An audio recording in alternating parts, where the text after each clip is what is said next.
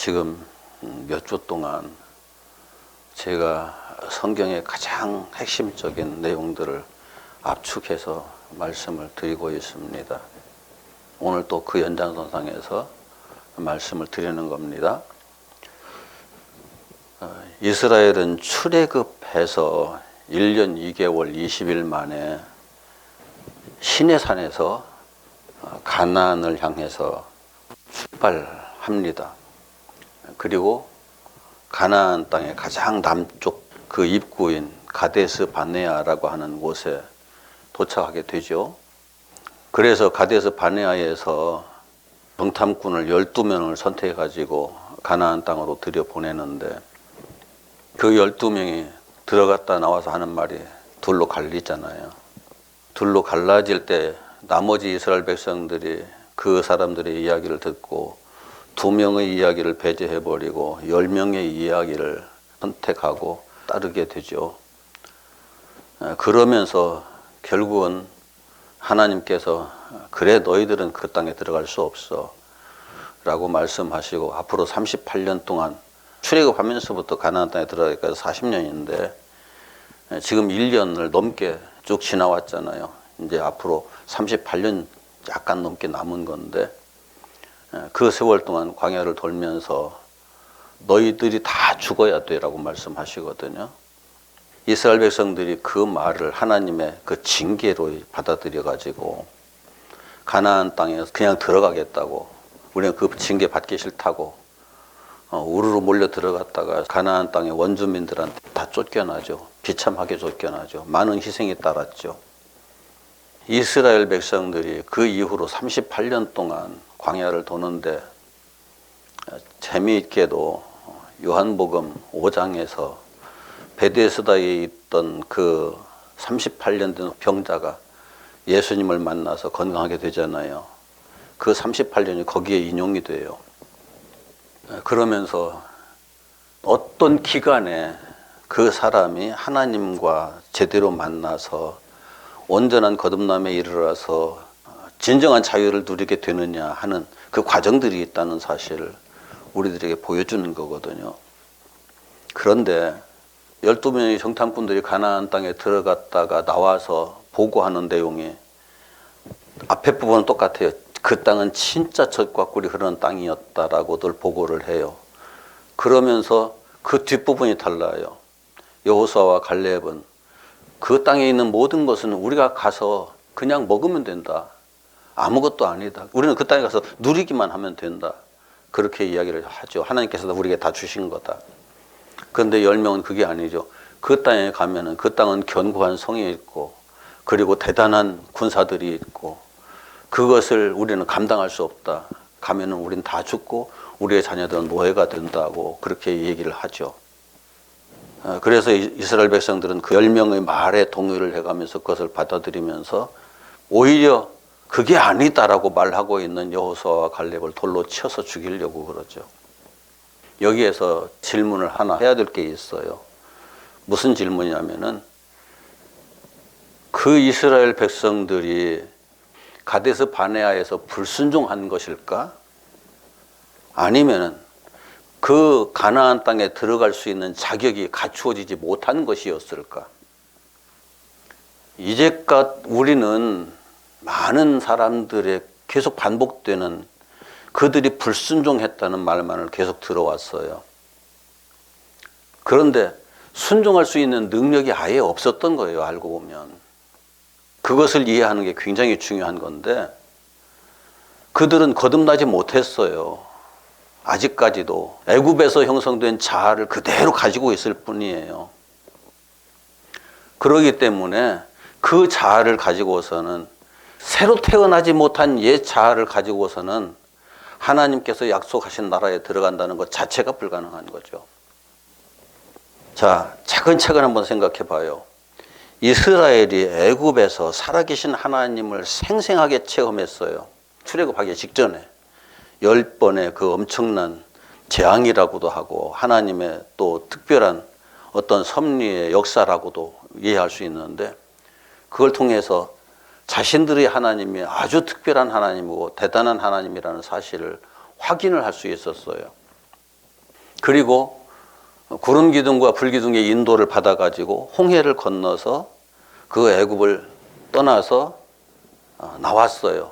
노예의 땅이었던 그곳을 벗어나서 나왔어요. 홍해를 건너는 과정에서도 정말 이게 그 속된 말로 가슴이 쫄깃쫄깃할 정도의 엄청난 그 역사를 체험해 가면서 건넜거든요. 홍해를 건너고 나서 미리암을 필두로 해가지고 온 이스라엘 백성들이 춤추면서 소고치면서 정말 뛰놀면서 하나님께 영광을 돌렸어요. 대단한 거였죠. 그 이후에 홍해를 건넌 이후에 이제 거주하는 형태가 바뀌잖아요. 집에서 살다가 장막으로 바뀌잖아요. 장막 생활을 시작하면서 하늘에서 내리는 만나를 먹었어요. 메추라기를 먹었어요. 잘 새겨 들어보세요. 그리고 나서 반석에서 솟아나는 샘물을 마셨어요. 반석에서 솟아나오는 물, 얼마나 많은 물이 솟아나와야 60만 명이 생활할 수 있는 물이 되었을까요? 우리는 그 보통 생각하기를 반석에서 그냥 그 어느 정도 물이 좀 이렇게 나왔을 것이다라고 생각을 하지만은 60만이 사용하는 물이었어요. 먹는 물만 그 생각을 하더라도 결코 적은 양의 물이 나온 건 아니거든요. 엄청난 물이 그 반석으로부터 쏟아져 나온 거죠. 그걸 이스라엘 백성들이 직접 체험하면서 보고 확인하고 마셨어요. 그리고 나서는 생각지도 못했던 원수가 다가와 가지고 전쟁을 시작하게 됐는데 그 전쟁을 승리하게 해주셨어요.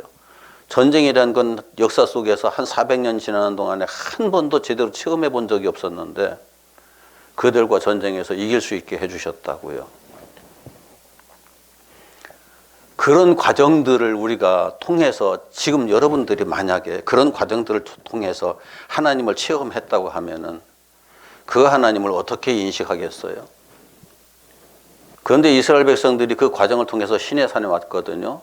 모세가 시내산에서 위로 올라가서 40일 동안 기도를 하는 동안에 밑에서는 어떤 일이 벌어져요? 우상숭배가 시작되죠. 모세가 안 보이니까 우리들의 특징이에요. 무언가 눈에 보이거나 손으로 만져지거나 어떤 형태로든지 감각이 되면은 감각이 되는 그것을 붙들거든요. 모세가 산 위로 올라간 후에 이스라엘 백성들이 당장 그렇게 모세가 있을 때처럼 생생하게 감각되는 것들이 느껴지질 않아요. 이상하게 듣지 마세요. 그들은 여전히 그 하나님께서 주신 만나를 먹고 있어요. 반석에 물을 마시고 있어요. 그 과정 속에 있으면서도 우상을 만들어요. 이해가 가요? 그런데 우리들은 하나님의 말씀을 들으면서 우상 숭배하거든요. 예수 그리스도의 생명을 공급받아가면서도 우상 숭배하거든요. 이게 우리들의 모습이에요. 나를 위해서, 우리를 위해서 우상을 만들어라. 그런데 아론이 우상을 만들어서 내놨을 적에 이스라엘 백성들이 그 우상을 어떻게 불러요? 우리를 애굽에서 인도해내신 그 여호와다, 그 하나님이다. 그렇게 이야기를 하잖아요. 하나님이란 이름 하에, 예수 그리스도라는 이름 하에 우리는 우상 숭배를 한다고요. 여전히. 그리고 나서 그 사람들이 또 하나님의 그 징계 속에서 많은 사람이 죽죠. 죽고 나서 모세가 그 이제 시내산에서 내려오는 과정에서 생긴 일들이에요. 모세가 시내산에서 내려와서 이스라엘 백성들에게 하나님께서 이런 법을 주셨다라고 다시 선포를 하죠. 그 법은 이미 마라의 쓴 물을 단물로 바꿔가지고 이스라엘 백성들이 마셨을 적에 그때 그 물을 마신 후에 잠깐 머무는 그 마라라는 오아시스에 잠깐 머무는 동안에 모세가 이스라엘 백성들에게 하나님의 백성들은 이렇게 살아야 한다고 그 가장 기본적인 그 율법을 풀어서 가르쳤거든요. 거기에 안식법이 포함되어 있죠. 만나가 하늘에서 내릴 것인데 그 안식일 날은 절대 그걸 주우러 나가지 마라. 하나님께서 안식일은 주시지 않는다. 그런데 이스라엘 백성들이 그걸 또 까맣게 잊어버리고 단식일 날 그걸 주우러 나가거든요. 이게 우리들이 가지고 있는 하나님의 말씀을 듣는 모습들이에요. 그런 내용들을 모세가 시내산에서 내려와서 하나님으로부터 다시 받고 이스라엘 백성들에게 가르쳤어요. 가르치고 나서 그 다음에 이스라엘 백성들에게 모세가 하라고 한 게 있어요. 성막을 지으라고 했잖아요. 성막을 지었어요. 성막을 짓고 난 후에 성막을 완공식 날에 성막의 지성소에 하나님의 영광이 나타나고 구름 기둥 불 기둥이 그쪽으로 옮겨가서 그 성막의 지성소 바로 그 위에 머무르게 되죠. 어마어마한, 지금 우리가 생각하기에는 이게 상상은 하지만은 그때 당시에 이스라엘 백성들이 그 현장 속에서 그걸 볼 때는 정말 어마어마한 내용들이 진행된 거거든요. 이제 하나님께서 친히 그곳에서 임재하셔서 내가 너희들과 함께 하겠다고 약속까지 하셨다고요. 이렇게까지 된 일이 하나님께서 애굽에서부터 이스라엘 백성들과 계속 동행하시면서 이루어진 일이에요. 하나님이 나 몰라라 하시는 상황 속에서 된 일이 아니고 하나님께서 사건마다 시간마다 날마다 이스라엘 백성들과 함께 하시면서 진행된 일이에요. 그렇게 성막을 다 지어가지고 거기서 출발해서 가데스 바네아에 이른 거예요. 그 가나안 땅의 남쪽에 맨 끝에서 가나안 땅으로 들어갈 수 있는 관문과 같은 곳이거든요. 거기에 이르렀어요. 거기에 이르러서 12명의 정탐꾼을 파송했는데 12명 중에 2명과 10명의 이야기가 서로 달랐다고요. 왜 달랐을까? 여러분이 생각할 때는 우리가 그 역사 속에서 그 어마어마한 내용들을 다 경험하고 그랬다고 하면은 그때 가데스 바네아에 내가 섰고 내가 거기서 파송됐을 때 여호수아와 갈렙 같은 말을 할 수 있는 사람이 될까? 아니면은 나머지 10명과 같은 말을 할 수밖에 없는 사람이 되어 있을까? 이것을 우리가 이해할 수 있어야 신앙생활을 우리가 어떻게 해야 할 것인가를 다시 점검할 수 있게 되는 거예요. 엄밀하게 애굽에서 모세가 와서 우리 하나님 살아계시고 우리 하나님께 있어 이 약속하셨다. 그러니까 우리가 지금 가나안 땅으로 같이 가자라고 말하는 그 순간부터 이스라엘 백성들이 모세를 주목하기 시작했고 모세를 통해서 살아계신 하나님의 역사가 나타날 때 아, 역시 우리 하나님 살아계시네. 그러면서 신앙생활 시작한 거잖아요. 그렇게 신앙생활 시작해가면서 그 과정에서 하나님의 어마어마한 역사하심을 체험해가면서 거기까지 이르렀잖아요. 우리 신앙생활 하면서 그런 체험한 사람들 참 많아요. 얘기 가만히 들어보면은. 특히 이제 목회를 하기 위해서 신학교 들어와서 신학을 공부해가면서 이렇게 서로 얘기를 주고받다 보면은 다 체험을 한 사람들이에요. 대단한 체험들을 한 사람들이에요. 대충 체험한 사람들이 거기 온 게 아니고. 그러니까 그때부터 하나님의 그 일을, 엄청난 일들을 자기가 할 수 있다고 착각을 하는 거죠.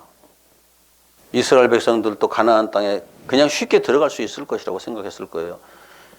그 신앙적인 가장 기본 시스템은 완벽하게 갖췄잖아요. 하나님의 임재하시는 그 성막까지 자기들이 소유했잖아요. 말씀을 다 들었잖아요. 이렇게 살아야 된다고 하는 원리까지 다 이해했잖아요. 하나님을 못 믿나요? 그 사람들이? 하나님을 믿어요. 안 믿는 게 아니에요. 그런데 그 하나님을 믿는데 그 믿음의 차원이 어디까지냐? 그게 중요한 거죠. 그래서 그 믿음으로 가데스 바네아까지 왔는데 그 믿음으로 자기네들이 할 수 있는 한계성을 하나님께서 보여주시는 거예요. 그 믿음의 한계성. 여호수아와 갈렙은 이미 시내산을 거쳐오는 과정에서 자기는 버리고 오직 하나님만 붙잡는 사람들이 됐어요. 다른 말로 바꾸면 거듭난 사람들이 됐어요. 옛날에 나는 없다. 오직 하나님뿐이다. 여호수아는 예수 그리스도의 표상이고 갈렙은 완전한 성도의 표상이거든요. 그 두 사람은 우리는 거기 가면은 하나님께서 약속하신 거 그대로 이루어 주실 거고 그냥 좋은 것만 보이는 거예요. 너무너무 아름다운 것만 보이는 거예요. 복된 것만 보이는 거예요. 자유만 보이는 거예요. 그런데 나머지 10명은 그 하나님 나라를 보는 순간에 하나님의 약속의 세계를 들여다보는 순간에 우리는 들어가면 죽는다. 그리고 우리 자녀들은 다 노예가 된다. 제가 여러 번 말씀드렸죠. 하나님 나라를 여러분과 제가 이 순간 바로 들어간다고 하면은 거기서 살 수 있을까요? 하나님 나라는 여기에서는 젖과 꿀이 흐르는 땅이라고 얘기를 하잖아요. 그런데 하나님의 나라는 하나님의 공법이 물처럼 하수처럼 흐르는 곳이에요. 하나님의 공법이 어떤 사람에게는 젖과 꿀이 되기도 하고 어떤 사람에게는 그 공법이 물처럼 하수처럼 흐르는 것처럼 보이기도 하거든요.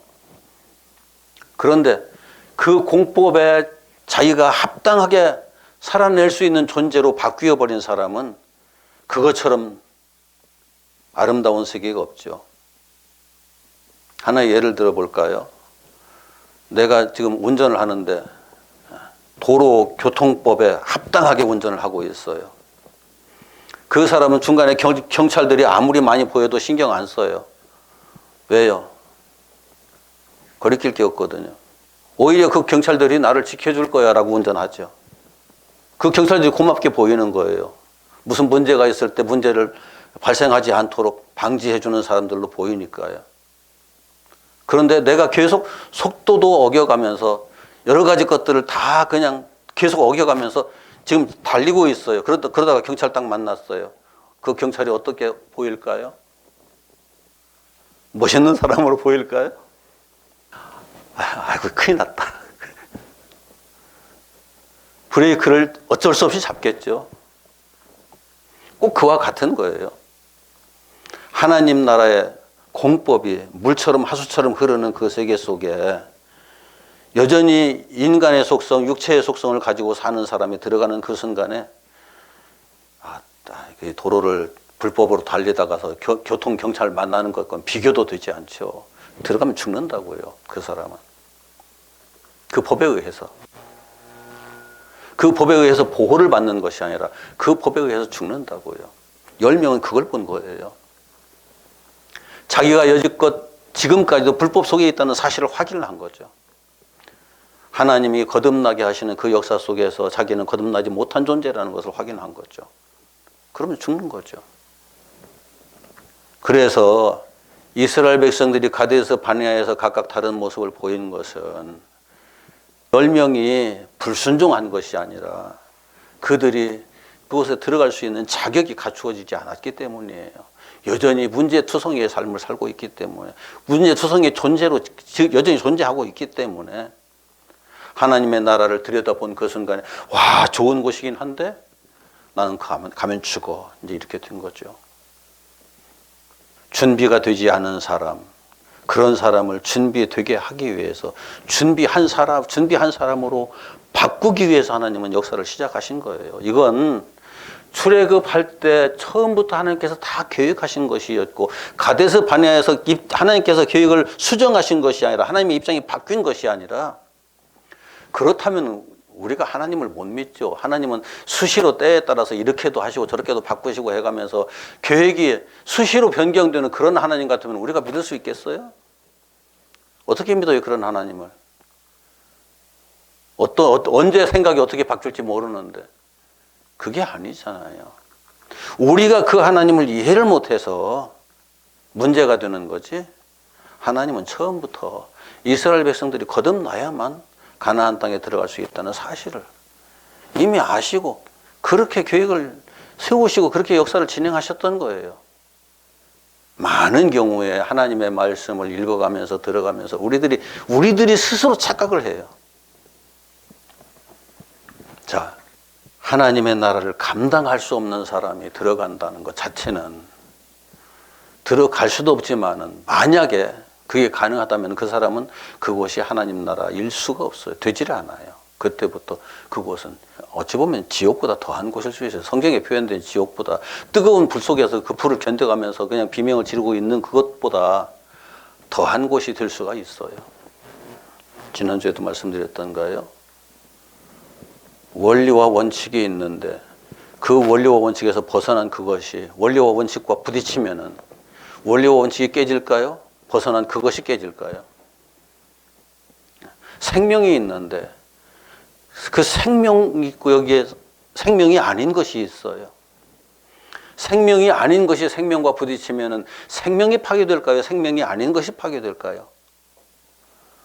우리의 생명은 완전하지 못하기 때문에 다 생명이 아닌 것들이 들어오면 침해를 받고 문제를 일으키지만 진짜 생명은 파괴되지 않아요. 가짜 생명이 파괴되죠. 진리와 비진리도 마찬가지죠. 무엇든지 다.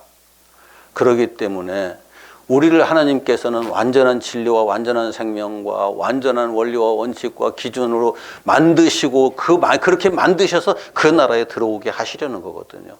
이것이 구원의 역사예요. 구원의 역사라는 게. 내가 적당히 해서 나는 문제투성인데 하나님께서 됐어 들어와 그러면 하나님 나라에서 너는 영원히 행복하게 살 거야. 그렇게 될 수가 없는 구조예요. 그런데 하나님께서 우리 보고 그렇게 되라고 하시는 것이 아니라 이스라엘 백성들 보고 그렇게 되라고 하시는 것이 아니라 내가 그렇게 할게. 너희들에게 그렇게 할게. 너희들을 그렇게 만들 거야. 만들어 가지고 그 나라 데려갈 거야. 이게 하나님의 언약이거든요. 다만 내가 그렇다는 사실만 인정해. 내가 인정하지 않는 것을 나는 하지 않을 거야. 하나님께서는 그렇게 말씀하시는 거죠. 내가 인정하지 않는 것을 하나님께서 하시는 건 우리는 못 견뎌요. 견딜 수가 없어요. 그 하나님 믿을 수가 없어요. 도망가 버려요. 그런데 내가 인정하는 것을 하나님께서 하실 때도 힘들긴 하거든요. 힘들긴 하지만은 내가 인정하니까 내가 참아낼 수 있는 거예요. 이런 신앙의 구조를 우리가 이해하지 못하면은 우리는 신앙생활을 하면서도 항상 이 육체 중심으로 하나님의 뜻에서 벗어난 그 상태 중심으로 계속 그냥 가는 거예요. 아무런 의미 없죠. 이스라엘 백성들이 불순종한 것이 아니라 약속의 땅에 들어갈 준비가 되지 않았고 그런 그들의 모습을 하나님께서 스스로 인정할 수밖에 없도록 하신 거예요. 그 전에는 자신들이 애굽 땅에서 나오는 그 순간에 우리 하나님 능력 많으신 하나님, 대단하신 하나님, 어마어마한 그 역사를 친히 이루시는 그 하나님께서 우리를 들어가게 하실 거야 라고 애굽에서 나와서 가나안 땅에 들어간다고 생각을 했죠. 우리들 신앙생활 다 그렇게 시작했어요. 다 그렇게 시작했어요. 나는 엉망진창이지만 능력 많으신 하나님을 내가 믿으니까 그 하나님께서 다 해주실 거야. 그래가면서 신앙생활 시작했죠. 그렇게 하지 않으면 우리가 신앙의 세계 속에 발도 못 들여놔요, 솔직히. 처음부터 내가 너를 다 때려잡아가지고 죽여서 새로 탄생시켜서 완벽한 사람으로 만들어서 그 나라 데리고 들어갈 거야. 처음부터 하나님께서 그렇게 말씀하시면 기독교의 이 신앙의 세계 속에 발을 들여놓기도 쉽지 않아요.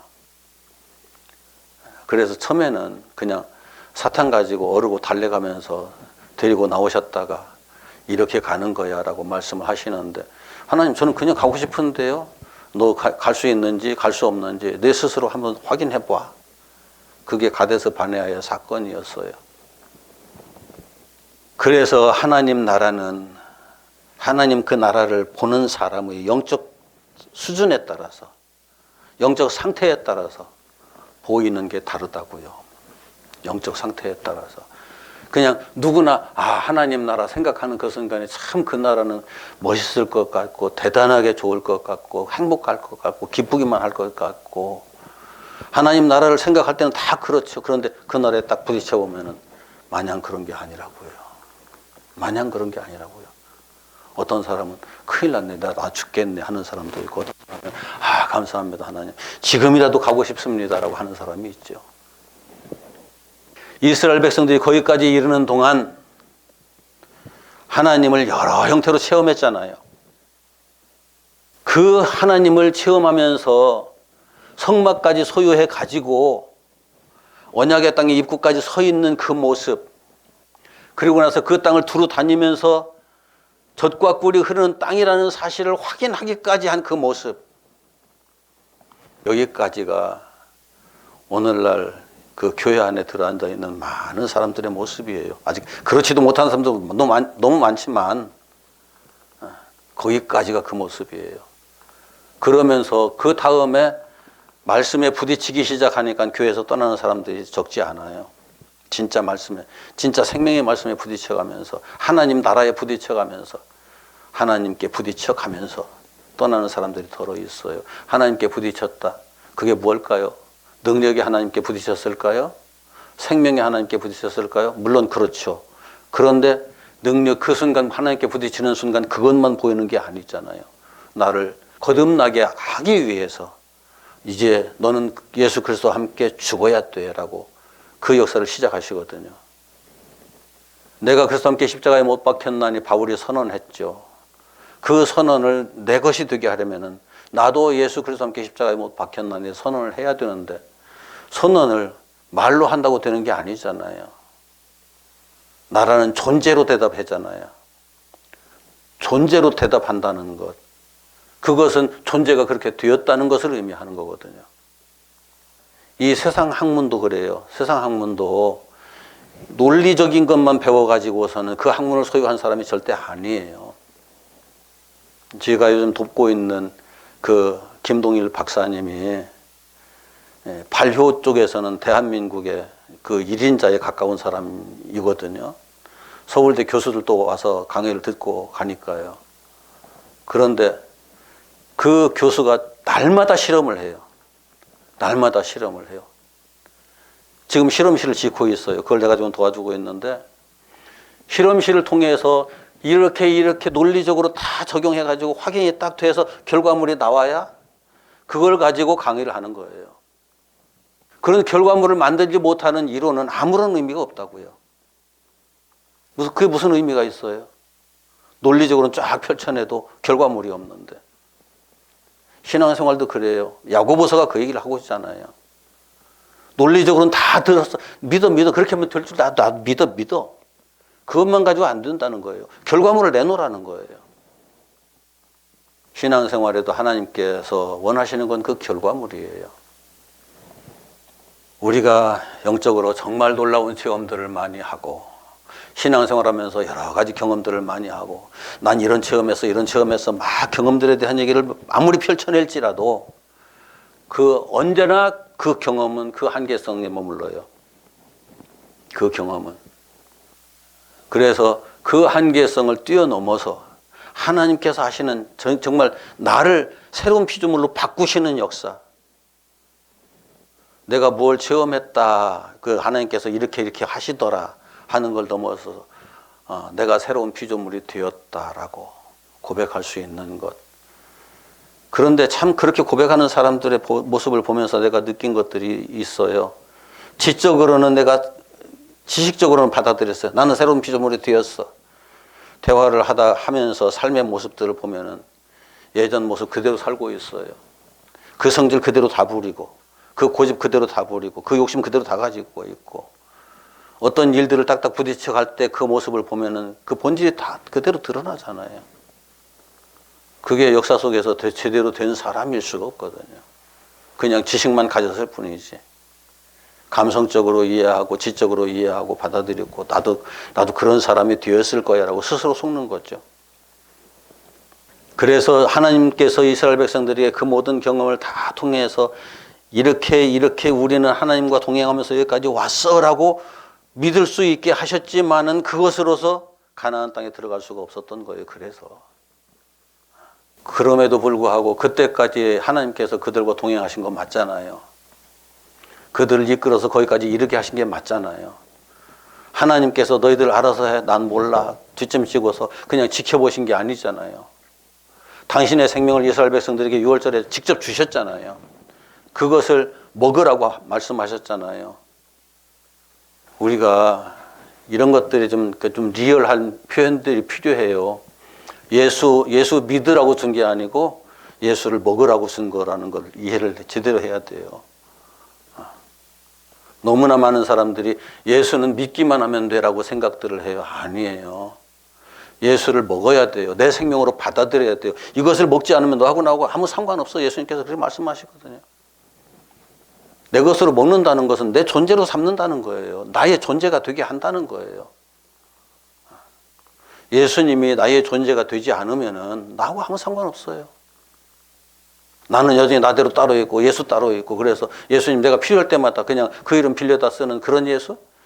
예수님은 그걸 원치 않아요. 그런데 그걸 먹어서 소화시키는 과정이 쉽지가 않다고요. 먹어서 소화시키는 과정이. 그래서 처음에는 그냥 쉽게 진행이 되는 거죠. 이스라엘 백성의 출애굽 과정을 보면은 쉽게 진행된 건 분명 아니에요. 그러나 뒤에서 40년 동안 이스라엘 백성들이 다시 태어나는 그 과정을 이해를 한다고 하면은 앞에 가데스 바네아에 이르기까지의 그 과정은 너무 쉬웠다. 이해할 수 있어요. 이스라엘 백성들이 거듭나는 과정에서 율법은 굉장히 중요한 방편이죠. 굉장히 중요한 방편이죠. 이게 지금 학계에서도 그렇고 신앙의 세계에서도 그렇고 너무나 잘못 가르치는 부분이 있어요. 그게 뭐냐면은 율법은 예수님께서 십자가로 다 이루셨다. 그러니까 우리는 예수님께서 그걸 이루셨다는 사실을 믿기만 하면 된다고 말하고 있어요. 그리고 율법이라는 것은 언제나 들어보면은 그렇게 말하는 사람들의 율법에 대한 이해가 행위율법, 우리들이 어떻게 해야 한다고 하는 거기에 초점이 맞추어져 있어요. 그런데 우리들이 그 율법에서 하나님께서 명령하신 대로 그대로 해야 된다고 하는 것은 하나님께서 처음부터 너희들이 할 수 없는 거라고 주셨는데 그걸 우리들이 해야 된다고 받는 것 자체가 잘못된 거죠. 그런데 그걸 할 수 없다는 것을 이해하기까지의 과정이 필요했어요, 솔직히. 왜 할 수 없는지. 나는 할 수 있는 사람이야. 이것도 할 수 있고 저것도 할 수 있는 사람이야 라고 생각하고 있는 그런 상황에서는 아직 율법을 이해하고 있는 게 아니에요. 그런 사람들에게는 율법이 필요해요. 한 가지 예를 든다고 그러면은 안식일을 지켜라. 안식일을 지켜라. 주일 지키라는 거 아니에요. 안식일을 지키라고 말씀하셨어요. 이거 교회에서 이상하게 바꿔가지고 요즘 주일로 바꿔가지고 이상하게 변해버렸는데 안식일 지키라고 말씀하신 거예요. 안식일 지키라는 것은 지금 안식일은 물리적으로 토요일 있잖아요. 토요일 날 그날 거룩하게 지켜라. 그게 아니고 너는 안식의 존재가 되어라 하는 거거든요. 너는 안식의 존재가 되어라. 단 하루만이라도 진정한 안식의 존재가 되어라 하는 거거든요. 그런데 여러분, 땅을 살면서 여러분들이 단 하루만이라도 일주일 동안에 단 하루만이라도 진정한 안식의 존재가 되어본 적이 있습니까? 될 수가 있던가요? 고민을 해보신 적은 있나요? 진정한 안식의 존재가 된다는 게 쉽지가 않아요. 어떤 것에도 매이지 않고 내가 그것 때문에 내 마음을 빼앗기지 않고 생각을 빼앗기지 않고 내 시간을 빼앗기지 않고 거기에서 진정으로 하나님과 하나님의 나라를 누리는 것 같은 평안을 누리는 아무것도 생각과는 관계없이 하루만이라도 하나님 앞에서 살아갈 수 있는 존재가 된다는 것, 감사하며 기뻐하며 살아갈 수 있는 존재가 된다는 것 가능할까요? 하루 24시간 온전히? 절대 불가능해요. 절대 불가능해요. 그래서 그런 안식의 존재가 되기 위해서 몸부림쳐 본 사람이 와, 이건 절대 불가능한 것이구나 하는 걸 알아요. 그래서 하나님, 나로서는 절대 불가능한데요 라고 고백을 할 때 그것은 나의 약속이었어 라고 바꾸시죠. 바꾸시는 게 아니에요. 우리 인식 속에서 그렇게 바뀌는 거예요. 아, 그게 하나님께서 그렇게 하시겠다는 약속이었구나 라고 바뀌는 거예요, 비로소. 복음은 그렇게 나와요. 안식일을 지켜라 하는 것은 율법이에요. 그런데 그 율법이 하나님께서 내게 그렇게 하시겠다는 거였구나라고 깨닫는 순간에 복음이 되는 거예요. 이게 율법과 복음의 차이예요. 내용은 다르지 않아요. 똑같아요. 그런데 하나님께서 다 하시고 나서는 어느 날 그런 사람이 됐어요. 그런 사람이 돼서 보니까 이전에는 언약이었는데 그런 사람이 딱 돼서 보니까 이건 하나님께서 그렇게 하셨네. 증언이 되는 거죠. 나에게 그렇게 하셨어 라고 말하는.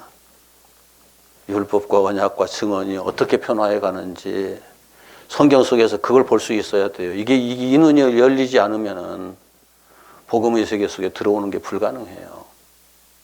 지금 하나님께서 이스라엘 백성들을 애굽에서 끄집어내실 때 내가 할 거야 라고 끄집어내셨지만은 이스라엘 백성들은 그게 안 되는 거예요. 자기들이 뭘 해야 된다고 자꾸 생각을 하는 거예요. 그런데 뭘 할 수 없다는 것을 가데스 바네아에서 깨달은 거죠. 그러면서 이거 하나님께서 나를 지금부터 바꾸시겠다는 거구나. 바꾸시겠다고 하시면서 하나님께서 이스라엘 백성들에게 주신 시스템이 제대로 작동하는 거예요. 그 시스템의 핵심이 성막인 거죠. 성막에는 하나님께서 어떤 사람이 들어와야 한다고 말씀하시던가요? 의인 들어오라고 그랬나요? 멋있는 사람 들어오라고 했나요, 성막에? 똑똑한 사람, 지혜 있는 사람 들어오라고 했나요? 아니에요. 죄인 들어오라고 그랬어요. 자기가 하나님의 율법에서 벗어난 죄인이라는 것을 깨닫는 사람만 들어와라. 그 죄인이라는 표현을 직접 안 써요. 법에서 벗어난 사람에게 와라. 들어와라. 들어올 때 반드시 희생 제물을 가지고 와라. 희생 제물은 예수 얘기거든요. 예수와 함께 들어와라. 그럼 성막에 들어가서 어떤 일을 하나요? 제사 드린다. 제사라고 하는 보편적인 의미가 뭐예요? 제사, 보편적인 의미. 신에게 나의 무엇을 바친다잖아요. 이게 제사잖아요. 그런데 히브리어 제사는 제바흐거든요.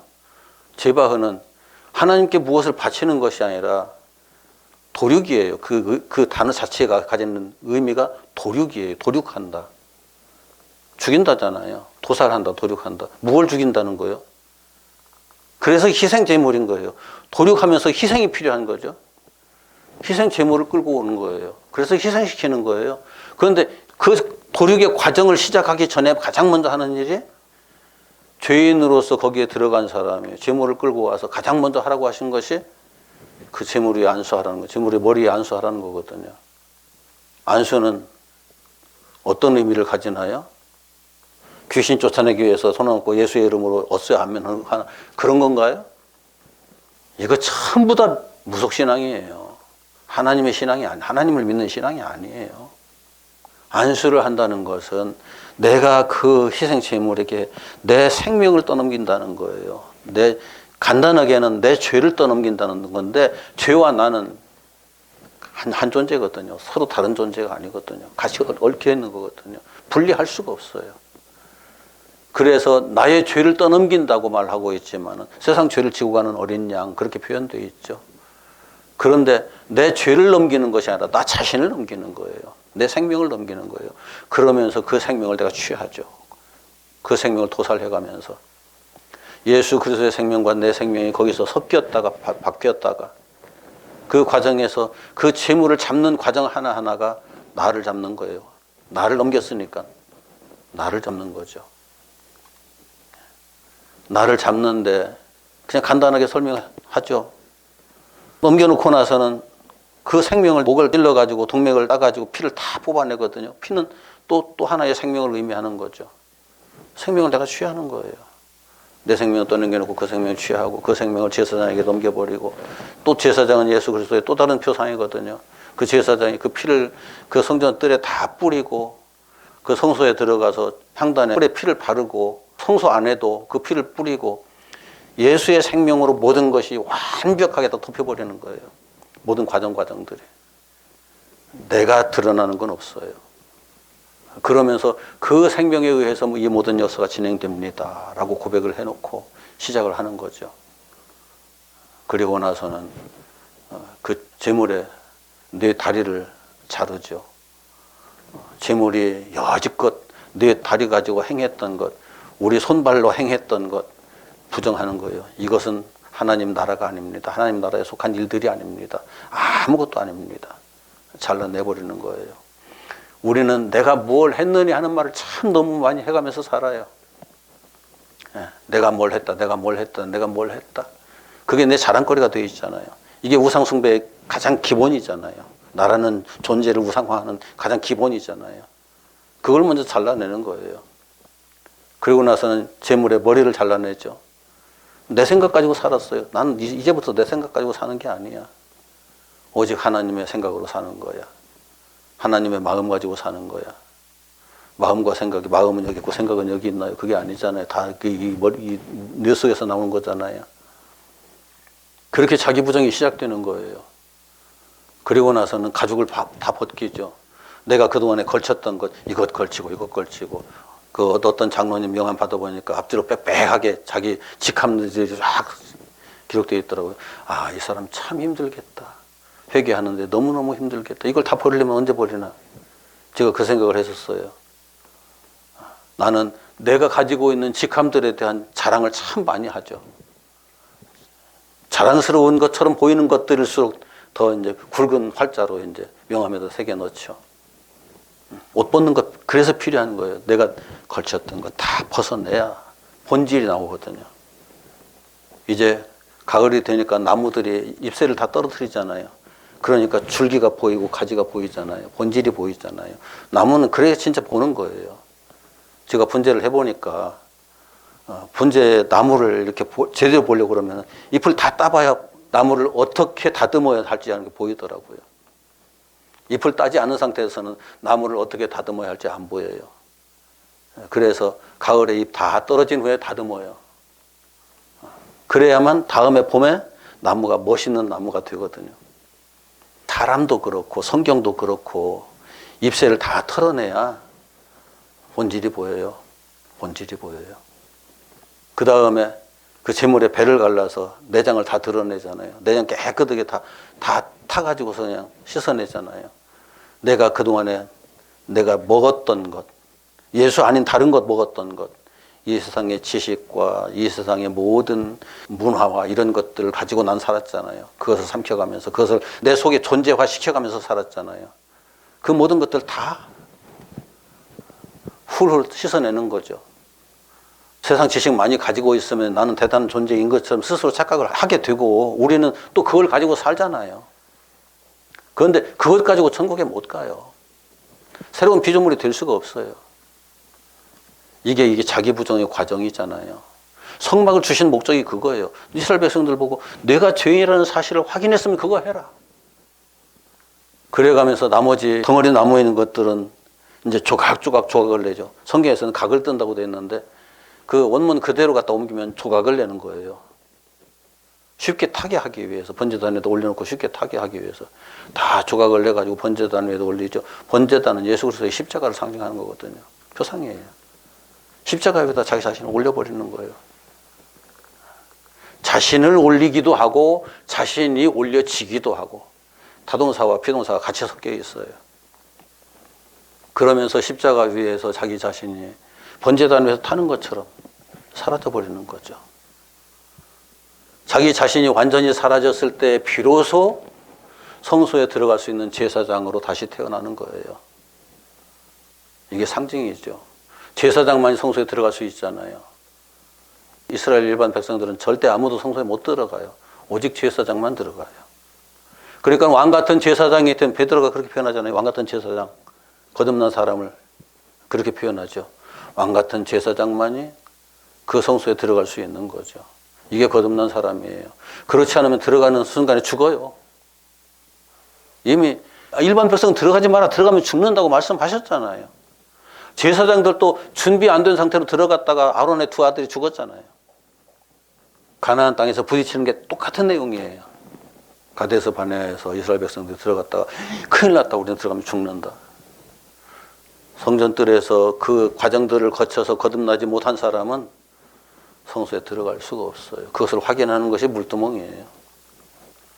거듭났는지 거듭나지 못했는지 제대로 내가 모습이 갖추어져 있는지 갖추어지지 못했는지 이 많은 그 물두멍을 보면서 확인을 하는 거죠. 잔잔한 물에 비춰진 자기 자신을 보면서 아 제대로 갖추어졌네. 그 사람만 들어가는 거죠. 그 사람도 혹시 모르니까 손 씻고 들어가는 거죠. 이런 것들에 대한 성도들의 신앙생활의 자세를 가르치지 않는 게 문제예요. 큰 문제예요. 들어간 후에 하나님께서 그 사람이 예수 그리스도의 모습으로 제대로 거듭난 사람인지 아닌지를 거기서 검증을 하셔요. 성소에서. 성소에서 검증을 하신 후에 다른 것이 그에게서 나오지 않는 사람이라는 것이 확인되면 하나님께서 그 성소와 지성소를 갈랐던 휘장을 쫙 열어버리시죠. 그것도 예수의 육체를 상징하는 거거든요. 가르시고서 그 보좌를 딱 열어서 비로소 교제가 시작되는 거죠. 그 지성소에는 1년에 단 한 번만 대제사장이 들어가요. 대제사장 예수가 아니면 못 들어가는 거예요. 그런데 예수가 아니면 못 들어가는 그곳을 하나님께서 열어서 딱 열어 제끼시고 이제는 너와 내가 함께 하자라고 하시는 것이 우리가 최종 이르게 되는 하나님 나라의 보좌 앞에 이르는 것하고 같은 거예요. 이스라엘 백성들이 그 시스템을 주시고 그 시스템을 통해서 40년 동안 38년 동안 광야를 돌면서 거듭나라고 말씀하시는 거예요. 왜 38년이냐? 내가 한 번 죄를 깨달았다고 그 문제가 완벽하게 해결되던가요?